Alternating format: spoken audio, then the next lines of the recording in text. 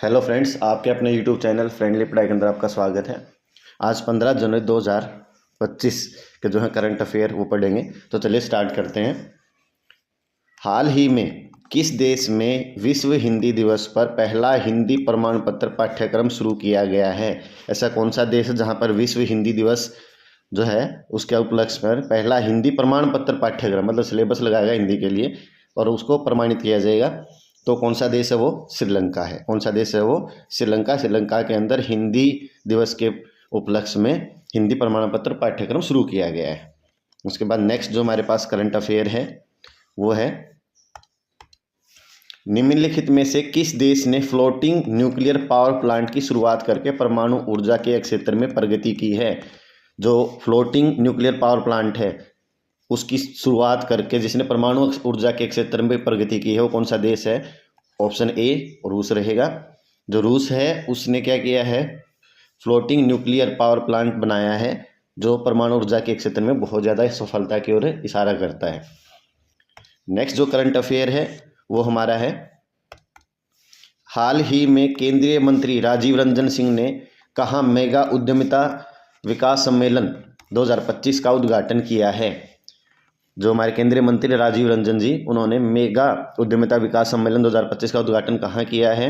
Option A Bhopal के अंदर, option B Nashik के अंदर, ऑप्शन सी पुणे के अंदर, इंदौर के अंदर। तो कहाँ किया उन्होंने? पुणे के अंदर किया है। किसके अंदर किया है? पुणे के अंदर किया है। उसके बाद में हमारे पास जो करंट अफेयर है नेक्स्ट है, हाल ही में भारत के किस राज्य में फसल कटाई के उपलक्ष्य में गान नगाई उत्सव मनाया जाता है? ये जीके के लिए भी आपके पास और जीए में भी बहुत ज़्यादा ज़रूरी है कि फसल कटाई के उपलक्ष्य में गान नगाई उत्सव, कौन सा उत्सव? गान नगाई उत्सव कहाँ मनाया जाता है?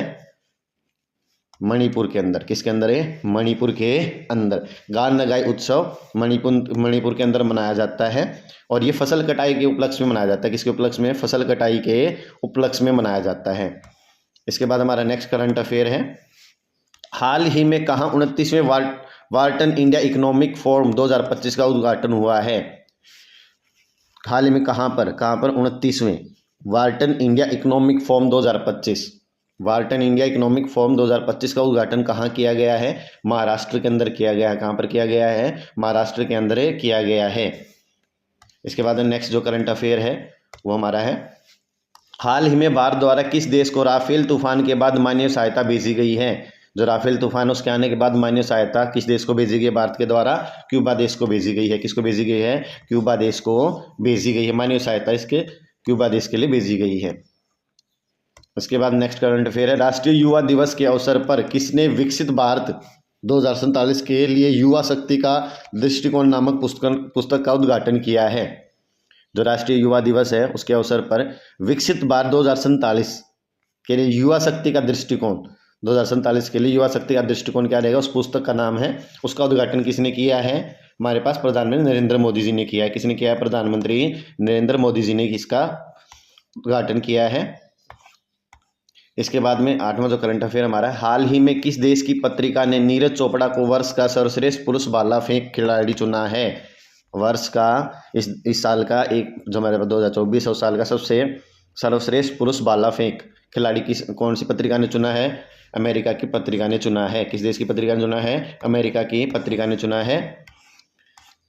इसके बाद में 9वां जो हमारा करंट अफेयर है वो है, हाल ही में जल प्रबंधन को बढ़ावा देने के लिए वाटर 360 डिग्री सम्मेलन कहाँ शुरू हुआ है? जल प्रबंधन को बढ़ावा देने के लिए, जल का प्रबंधन अच्छी तरीके से हो पाए, जल हमारे पास पानी है वो वेस्ट ना जाए, तो उसके लिए वाटर 360 डिग्री सम्मेलन कहाँ शुरू किया गया है? रायपुर के अंदर। कहाँ शुरू किया गया है? रायपुर के अंदर शुरू किया गया 360 डिग्री सम्मेलन, वाटर 360 डिग्री सम्मेलन। इसके बाद में है आपके पास में, इसरो ने स्पेस डॉकिंग एक्सपेरिमेंट के तहत कितने मीटर रेंज में उपग्रह लाए गए हैं?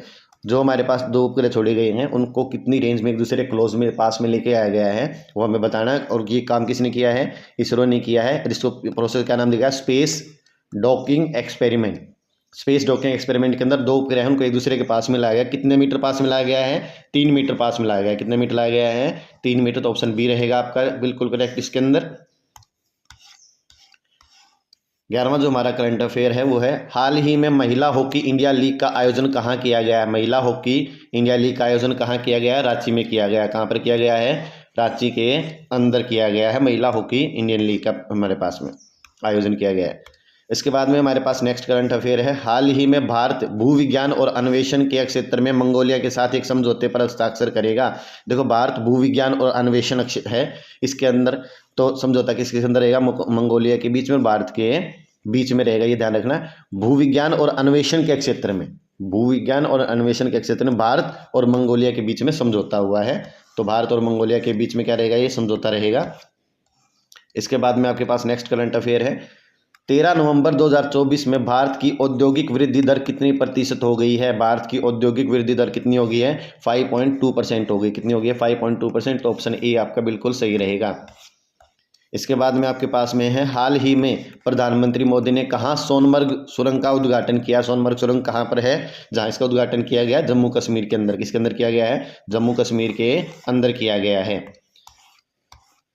और जो नेक्स्ट लास्ट हमारा करंट अफेयर है, हिमाचल प्रदेश के खालिस्तान के विधानसभा क्षेत्रों में Rajiv Gandhi day boarding school का निर्माण कार्य शुरू हुआ है। हिमाचल प्रदेश के कितने विधानसभा क्षेत्रों में Rajiv Gandhi day boarding school का निर्माण शुरू किया गया है?